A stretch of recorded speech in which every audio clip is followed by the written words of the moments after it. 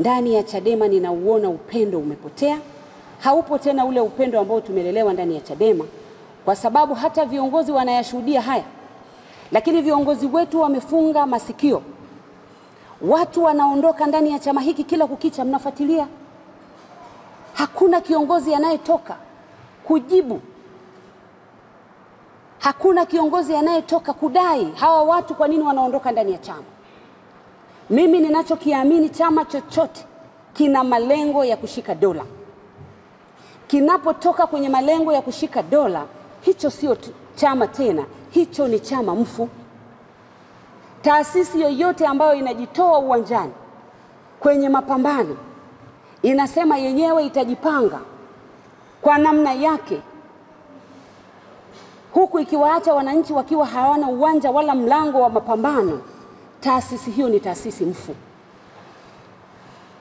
Kama kweli yanayoendelea ndani ya chama chetu tunayaona, hamjawahi kusikia hata kamati kuu presi ambayo imetoka kwamba maazimio ya kamati kuu yametoka haya kueleza na kukemea mambo yanayoendelea, hama hizi zinazoendelea, kejeli hizi zinazoendelea.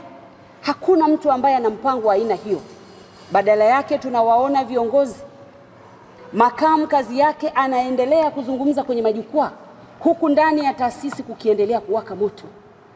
Lakini chama chetu kimefumba macho, viongozi wamefumba masikio, hawaoni linaloendelea.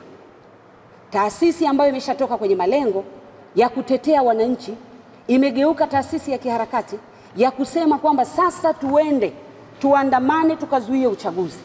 Ndugu zangu, ninawaomba na ninawauliza, kati yetu hapa ni nani yuko tayari kwenda kujitoa watoto wake, yeye mwenyewe, kwenda kupambana kuzuia uchaguzi ambao ni wa kikatiba?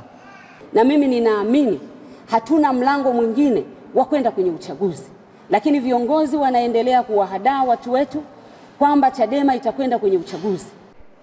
Mimi kuanzia leo tarehe 15 mwezi wa 5 mwaka 2025 mchana nimejiondoa kwenye chama cha Chadema. Nitatafuta jukwaa lingine, ila kwa sasa mimi niko huru, ni mchezaji huru. Nitatafuta timu yoyote ambayo nitakwenda kuungana kufanya mapambano.